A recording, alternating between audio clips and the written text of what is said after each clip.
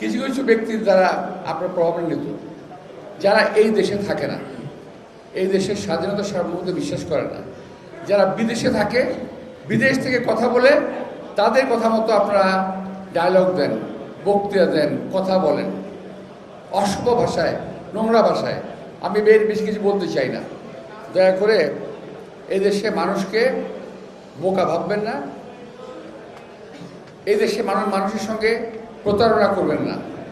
যা বলবেন সত্য বলবেন, সত্য বলে ভোট নেন, পাশ করেন, কোনো অসুবিধা নাই। কিন্তু মিথ্যা কথা বলে ষড়যন্ত্র করে কোনো পরিস্থিতিতেই যদি নির্বাচনে কিছু করার চেষ্টা করেন, সেটা আমরা মেনে নেব না। আমি যেটা বলছিলাম যে একটি চক্র চাচ্ছে কোনোভাবে হলে, যে কোনোভাবেই হোক, একটা বিশেষ দলকে ক্ষমতা নেওয়ার জন্যে, যদি না পারে তো নির্বাচন ভোটগ্রহণ করার জন্য।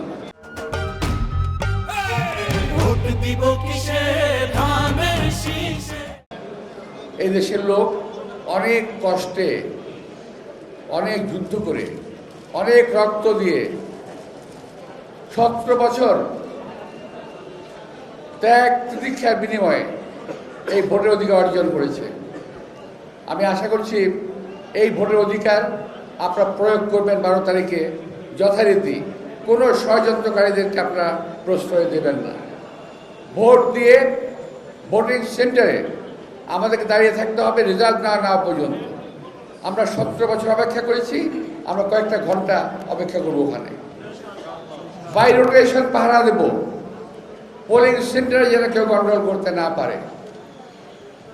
আমরা শুনেছি অনেক রকম প্রক্রিয়া হচ্ছে, সেই প্রক্রিয়ার ফাঁদে আমরা পা দেব না। আমার ছোট ভাই রফিক বলেছেন যে এখন যে আমি যেভাবে আছি এটা আমার সঙ্গে যায় না। কথাটা ঠিক, এটা একেবারে মিথ্যা কথা বলে নাই। তবে আমি কার সঙ্গে যুদ্ধ করব, কার সঙ্গে করব বলেন? কেউ নাই। আগে করেছি আমাদের সিনিয়র নেতাদের সঙ্গে করেছি, সিনিয়র আমাদের সবাই বয়সী। এখন এমন কেউ নাই। এরা প্রলাপ বকলে সে প্রলাপের জবাব আমি দেবো না। আমি ওদের পাতা ফাঁদে পা দেবো না। ওরা চাচ্ছে কি জানেন, যে আমি কোথাও না কোথাও একটা গন্ডগোল করি। আমি সে গন্ডগোলে যাবো না ভাই, তোর যত চেষ্টাই করো। কোনো গন্ডগোল ঝগড়া ফেসাতে আমি নাই। কিন্তু যখন দরকার ছিল তখন করেছি, রাজপথে লড়াই করেছি, মুক্তিযুদ্ধে লড়াই করেছি, আবার যখন প্রয়োজন হবে লড়াই করব। কিন্তু নির্বাচনের আগে আমি কোনো যুদ্ধে জড়াবো না। আমার কথা খুব পরিষ্কার।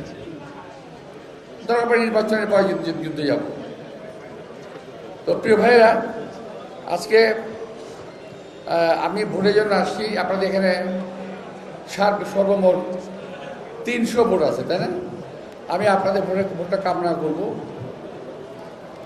আমি কামনা করব এই অ্যাপার্টমেন্টের বাইরে যারা মার্কেট দোকানদার আছেন, আমার ভাইয়েরা, আমি আপনাদের সঙ্গে ছিলাম, আপনাদের পাশে ছিলাম, আছি এবং থাকবো ইনশাল্লাহ। আপনাদের কাছে আমি একটা দাবি করব যে আপনারা আপনাদের আত্মীয় স্বজন, বন্ধুবান্ধব যে যেখানে আছে, এই এলাকায় থাকে, তাদেরকে আপনাকে অনুরোধ করবেন যেন তারা আমাকে ধানের শেষে একটি ভোট দেয়।